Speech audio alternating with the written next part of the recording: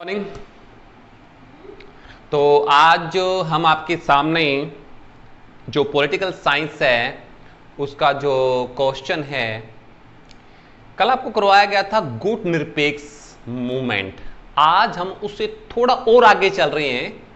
आज हम आपको बताएंगे कि भारत की विदेश नीति की 4 विशेषताएं।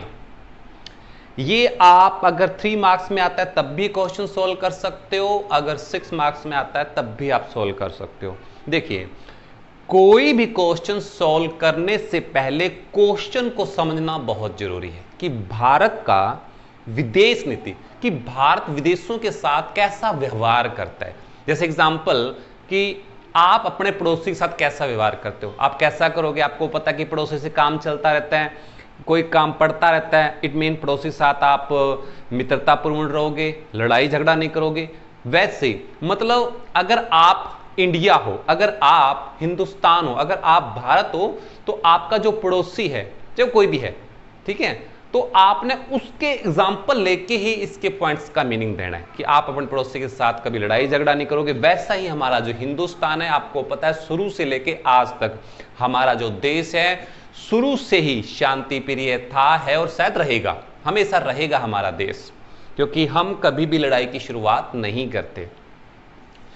तो भारत की विदेश नीति की जो 4 विशेषता मैं आपको बताने जा रहा हूं, ये सिर्फ हेडिंग्स बता रहा हूं, आगे जो ट्रांसलेशन करनी वो आपने खुद करनी है। अब मैं आपको बताऊंगा कि आपको इसमें लिखना क्या क्या है।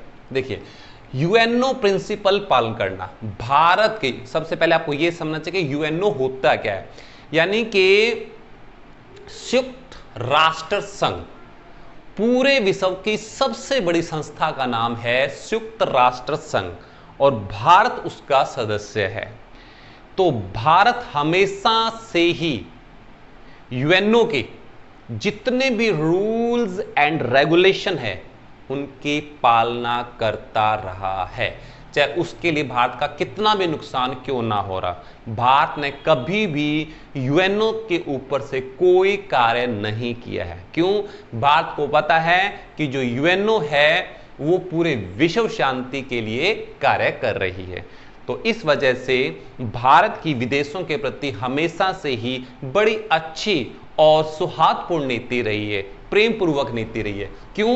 क्योंकि भारत ने यूएनओ के जितने भी प्रिंसिपल, जितने भी सिद्धांत हैं, जितने भी रूल्स हैं, जितने भी रेगुलेशन हैं, सबको भारत ने माना है। तो उसके बाद जो सेकंड हमारा हेडिंग आता है कि भारत की जो रिलेशन है विदेशों के साथ, वो मैंने यहां पर लिख भी दिया है, फ्रेंडशिप रिलेशन, यानी कि सब देशों के साथ भारत के जितने भी संबंध हैं वो बड़े ही मैत्रीपूर्ण रहे हैं, दोस्ताना व्यवहार है। चाहे वो हमारा कितना नुकसान क्यों ना करते, लेकिन हमने कभी भी अपने पड़ोसी देशों के साथ या यूरोपीय देशों के साथ या एशिया किसी भी देश के साथ हमने कभी भी लड़ाई की शुरुआत नहीं की है। हम हमेशा से ही दूसरों की लड़ाई को सुलझाने की प्रयास भी करते रहे हैं। इस वजह से भारत एक शांति प्रिय देश है और भारत के सभी देशों के साथ बड़े ही अच्छे संबंध रहे हैं, किसी भी देश के साथ लड़ाई नहीं रही। उसके बाद थर्ड पॉइंट आता है हमारा कि भारत के विदेशों के साथ भारत ने हमेशा साम्राज्यवाद का विरोध किया है। अब आपके माइंड में क्वेश्चन ये आएगा कि साम्राज्यवाद क्या होता है। साम्राज्यवाद का मतलब होता है अपनी शक्तियों को बढ़ाना, इट मीन जो अपनी बाउंड्री है उसकी सीमा को बढ़ाना, ठीक है, और उसके लिए चाहे हमें अपने से कमजोर देश को कुचलना भी पड़े तो हम उसको कुचल देंगे। भारत की ऐसी नीति कभी नहीं रही है। भारत ने कभी भी साम्राज्यवाद की नीति को नहीं अपनाया। भारत ने हमेशा साम्राज्यवाद की नीति का क्या किया है? विरोध किया है। क्यों? क्योंकि हम नहीं चाहते कि हम किसी और गैर मुल्क को अपने देश के अंदर इन्वॉल्व करें।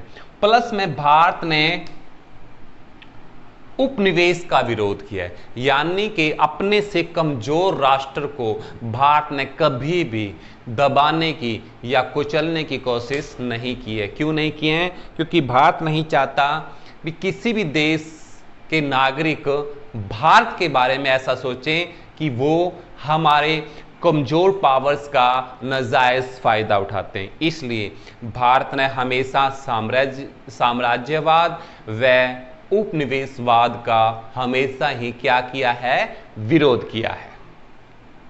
आगे बढ़ते हम। फोर्थ हेडिंग हमारा आ जाता है विश्व में शांति एवं सुरक्षा। भारत ने शांति के लिए बहुत ही बड़े स्टेप उठाए हैं, चाहे वो यूएनओ के प्रिंसिपल्स को मानना हो, चाहे वो आतंकवाद के खिलाफ मतलब कदम से कदम बढ़ाए हों, चाहे यूनिसेफ हो, WHO हो, हर मामले के अंदर भारत ने, हमारे देश के लोगों ने सबसे ज़्यादा योगदान देने में कभी भी कोताही नहीं बरती। इसलिए भारत का विश्व के अंदर बड़ा ही महत्वपूर्ण स्थान है और यहाँ तक कि हमने शुरू से लेके अब तक नॉन अलाइगेंट यानी कि गुट निरपेक्ष की नीति को भी अपनाया है। क्यों अपनाया है ये हम आपको पहले बता चुके हैं, थोड़ा सा फिर बताते हैं कि जो पूरा विश्व था वो दो गुटों के अंदर बंट गया था। आपको पता होगा एक हमारा अमेरिका है और दूसरा कौन सा था? सोवियत संघ। तो दूसरे विश्व युद्ध के बाद गुट चाहता था, हर गुट यही चाहता था कि भारत उसके साथ रहे। तो भारत ने उस वक्त, भारत के अच्छे नेताओं ने उस वक्त यह सोचा कि अगर हम एक गुट का साथ देते हैं तो दूसरा जो गुट होगा वो किसी न किसी रूप के अंदर हमारा दुश्मन बन जाएगा और हम नहीं चाहते कि कोई भी देश हमको दुश्मनी के रूप में देखें। तो भारत ने ना तो सोवियत संघ के गुट को अपनाया और ना ही अमेरिका के गुट को अपनाया।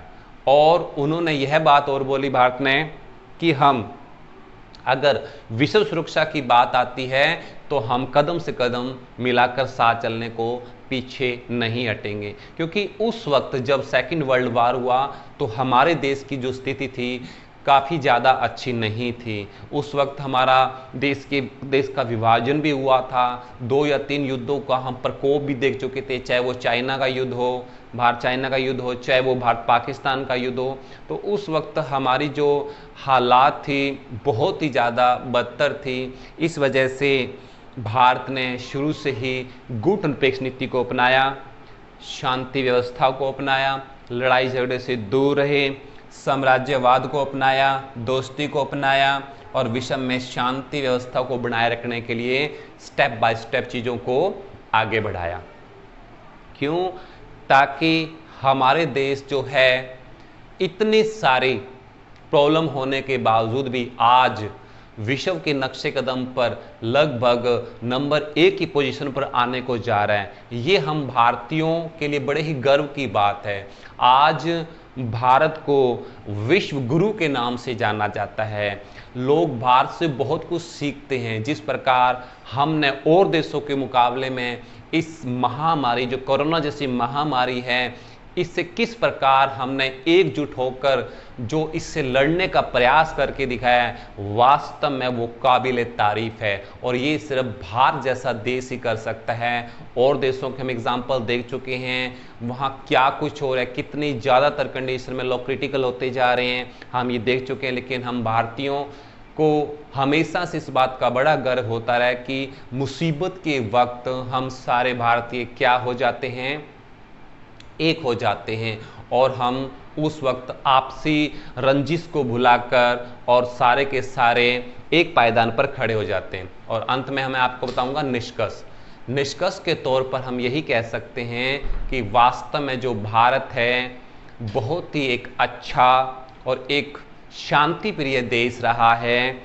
और हमें बड़ा गर्व होता है कि वी आर ऑल इंडियन, हम सब भारतीय हैं। हमें भारतीय होने पर बड़ा ही गर्व महसूस होता है क्योंकि हमारा भारत शुरू से ही इन सभी रूलों को मानता रहे और भारत ने कभी भी किसी देश के साथ उसकी इच्छा के खिलाफ किसी प्रकार का कोई भी युद्ध नहीं किया है, बल्कि समस्या को शांति के साथ सुलझाने का प्रयास किया है। ठीक है, आज के लिए इतना ही। कल हम नेक्स्ट क्वेश्चन के लिए कृपया करके आप चैनल को सब्सक्राइब करें और आगे बढ़ते रहें। थैंक यू, धन्यवाद।